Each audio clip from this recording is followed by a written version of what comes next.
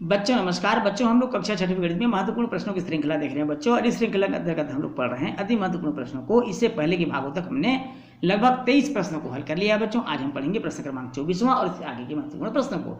तो चलिए शुरू करते हैं प्रश्न क्रमांक 24वां, और इस भाग का पहला प्रश्न है। प्रश्न है, निम्नलिखित संख्याओं की पूर्ववर्ती व परवर्ती संख्याएं लिखिए। पूर्ववर्ती क्या है, परवर्ती क्या है, ये हम समझ लेते हैं। सबसे पहले पूर्ववर्ती का मतलब होता है बच्चों दी गई संख्या से एक कम, अर्थात पूर्व, पहले, जस्ट बिफोर। उसके बाद है परवर्ती, अर्थात दी गई संख्या से एक ज्यादा, अर्थात तत्काल बाद आने वाली संख्या। तो तत्काल बाद आने वाली संख्या को परवर्ती कहते हैं, और तत्काल पीछे वाली संख्या को हम बोलेंगे पूर्ववर्ती। तो चलिए देखते हैं बच्चों क्या क्या पूर्ववर्ती और परवर्ती होगा। तो सबसे पहले हम इस तरह से कॉलम बना लेते हैं जिससे आपको आसानी होगी। पूर्ववर्ती संख्याओं को यहाँ पर लिख लेंगे हम पूर्ववर्ती संख्याएं, और यहाँ हम लिख लेंगे परवर्ती संख्याएं। ध्यान समझिएगा बच्चों, परवर्ती संख्याएं। अब यहाँ पर संख्या क्या दिया है इसको हम देख लेते हैं। संख्या दिया हुआ है, सबसे पहला संख्या है 25। पहला प्रश्न है 25 दिया हुआ है। पूर्ववर्ती अर्थात पहले की संख्या मालूम करना है, तो आपको क्या करना है, एक कम करना है। एक कम करने के बाद हमको कितना प्राप्त हो गया, 24। ये इस प्रश्न का आंसर हो गया, अर्थात पूर्ववर्ती संख्या 24 होगी 25 की। परवर्ती संख्या अर्थात हमको एक आगे बढ़ाना है, अर्थात 25 में एक जोड़ दीजिए 26, ये हो जाएगी परवर्ती। उसके बाद दूसरी संख्या दिया है 520। कितना दिया हुआ है, 520। यहाँ भी आपको वैसा ही करना है बच्चों, 520 में एक घटा दीजिए तो हमको मिल जाएगा 519। ये पूर्ववर्ती संख्या हो गई। 520 में एक जोड़ दीजिए हमको मिल जाएगा 521। ये परवर्ती संख्या हो गई।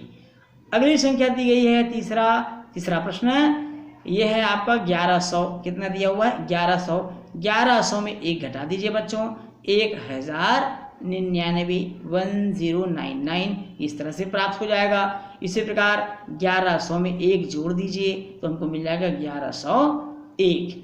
तो जो एक जोड़ने से प्राप्त हुआ वो परवर्ती हो गया, और एक घटाने से जो प्राप्त हुआ पूर्ववर्ती हो गया। इसी प्रकार आप देखिए चौथा प्रश्न में, चौथा जी है 52,332। अब 52,332 में एक घटा दें तो हमको मिल जाएगा 52,331। ये पूर्ववर्ती संख्या हो गई। अब इसी 52,332 में एक जोड़ दें तो हमको प्राप्त हो जाएगी 52,333, और ये परवर्ती संख्या हो गई। तो इस तरह से पूर्ववर्ती परवर्ती संख्या आप बहुत आसानी से निकाल सकते हैं। पूर्ववर्ती के लिए आपको एक घटाना होगा, जबकि परवर्ती के लिए दी गई संख्या में एक जोड़ना होगा। तो जोड़ करके मालूम करेंगे वो होगा परवर्ती, और घटाकर मालूम करेंगे वो होगा पूर्ववर्ती संख्याएं। चलिए बच्चों देखते हैं अगला प्रश्न। निम्न संख्याओं को बढ़ते क्रम में लिखिए। इंक्रीजिंग ऑर्डर, बढ़ते क्रम में लिखना है, आरोही क्रम में लिखना है।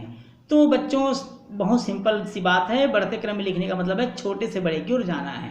तो यहाँ पर सबसे छोटी संख्या ढूंढ लीजिए, 252, 557, 18, 421, 497 और 731 में। तो सबसे छोटी संख्या यहाँ पर 18। बढ़ते क्रम में हमको चलना है। इससे बड़ी संख्या ढूंढिए आप, 18 से बड़ी। देखिए 18 के जस्ट बड़ी। अब इस पूरे ग्रुप में आपको खोजना है बच्चों। 18 से बड़ी है 252। कितना है, 252। फिर इस ग्रुप में देखिए, इस श्रेणी में देखिए 252 से बड़ी संख्या है क्या, बिल्कुल है, और वो है 421। यहाँ पर हम लिख देंगे 421। उससे बड़ी संख्या 497। उससे बड़ी संख्या क्या है बच्चों, उससे बड़ी है 527। आप देख पा रहे हैं यहाँ पर 527। उससे बड़ी संख्या है 731। तो इस तरह से हम छोटे से बड़े की ओर चलेंगे तो हमको बढ़ते क्रम में संख्याएं मालूम हो जाएगी, और ये हमारे इस प्रश्न का आंसर भी होगा। चलिए देखते हैं बच्चों अगला प्रश्न। निम्न संख्याओं को घटते क्रम में लिखिए। कौन से क्रम में लिखना है, घटते क्रम में। और घटते क्रम में लिखने के लिए क्या करेंगे, उल्टा चलना है। जैसे पूर्व के सवाल में हमने छोटे से बड़े की ओर सफर किया, अब यहाँ पर बड़ी संख्याओं से शुरू करते हुए छोटी संख्या को ओर जाना है। इस ग्रुप में 225, 458, 69, 59 और 617। यहाँ पर ध्यान से देखने से हमको पता चलता है सबसे बड़ी संख्या है 617। तो 617 से आप शुरू करिए। 617। इससे छोटी संख्या कौन सी है इस समूह में, 458। ये हम घटते क्रम में जा रहे हैं बच्चों, जिसको हम डिक्रीजिंग ऑर्डर बोलते हैं, अवरोही क्रम बोलते हैं। 458 से छोटी संख्या कौन सी है, देखिए इस ग्रुप में 225। 225 आ जाएगा। उससे छोटी संख्या क्या है इस समूह में, 69, 69, हम 69 लिख लेंगे। और उससे छोटी संख्या है 59। अब यहाँ पर हम लिख लेंगे 59। तो इस तरह से जो हमको प्राप्त हुआ वो क्या कहलाएगा, हमारा अवरोही क्रम अर्थात घटती क्रम, और ये हमारे इस प्रश्न का आंसर भी हो जाएगा। चलिए बच्चों देखते हैं अगला महत्वपूर्ण प्रश्न है। निम्नलिखित सवालों को ऐसे क्रम में लिखकर योगफल ज्ञात कीजिए जिससे योग की संक्रिया आसान हो जाए। आपको योग की संक्रिया को आसान करना है। आप जोड़ तो किसी भी क्रम में सकते हैं, लेकिन संक्रिया को आसानी से जोड़ सकें और जल्दी जोड़ सकें, उसके लिए आपको इसका क्रम निर्धारण करना होगा। तो चलिए बच्चों पहला सवाल देखते हैं और कैसे करें कि इसका क्रम आसान हो जाए। 23,589 धन 411 धन 1 2 4 8 1248 दिया हुआ है। हमेशा याद रखिएगा बच्चों, जिन दो अंकों को जोड़ने से 10 आ रहा हो, 100 आ रहा हो, 1000 आ रहा हो, अर्थात 0 आ रहा हो, ऐसे दोनों संख्याओं का पहला समूह बना लेंगे। हम यहाँ पर देखेंगे 9 और 1 10 हो जाता है, 8 और 1 9 हो जाता है, 9 और 8 17 हो जाता है। तो निश्चित रूप से इकाई को जोड़ने से 9 और 1 10 हो रहा है, तो हम इन दोनों का पहले हम समूह बना लेंगे। हमने समूह बना लिया, अब इन दोनों को जोड़ देते हैं। अब इन दोनों को जोड़ने से 23,589 और 411 से जोड़ने से हमको प्राप्त हो जाएगा 24,000। कितना प्राप्त हो जाएगा? 24,000। अब 24,000 में 1248 को जोड़ना है। बहुत सिंपल है, 248 तो ऐसे ही आ जाएगा क्योंकि ऊपर में 0 0 0 है। अब 4 और 1 होता है 5, 2 का 2, 25,248 हमारे इस प्रश्न का क्या हो जाएगा? आंसर हो जाएगा। तो बहुत सरल था। आपको समूह इस प्रकार बनाना है कि जोड़ने से इस तरह के शून्य के रूप में संख्या प्राप्त हो पहले ग्रुप में। चलिए अब दूसरे में देखते हैं कैसा इसका क्रम बनेगा, कैसा इसका क्रम का निर्धारण होगा। 243, 376 और 153।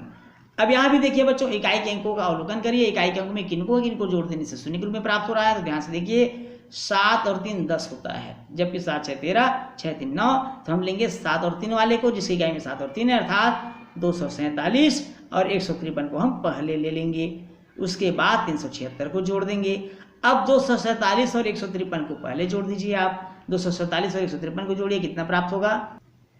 400 प्राप्त होगा। कितना प्राप्त होगा? 400 प्लस 376 376।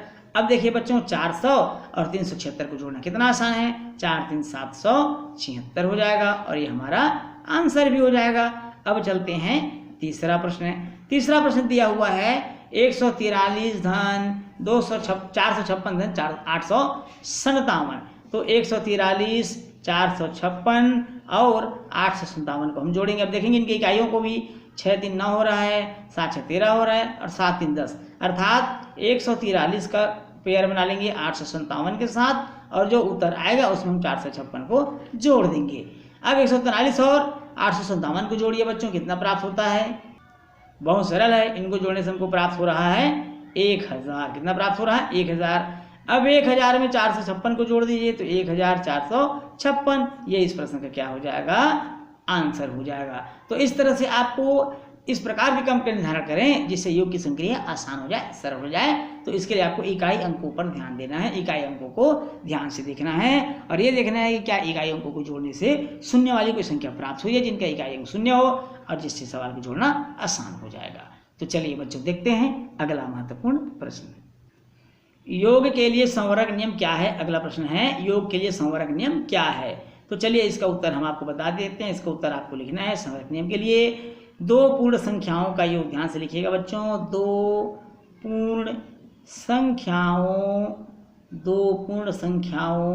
का योग सदैव, ध्यान समझिएगा बच्चों, 2 पूर्ण संख्याओं का योग सदैव पूर्ण संख्या होती है। सदैव पूर्ण संख्या होती है।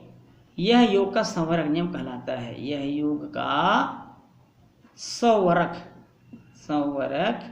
नियम कहलाता है। बहुत सरल है बच्चों, आप समझ गए होंगे।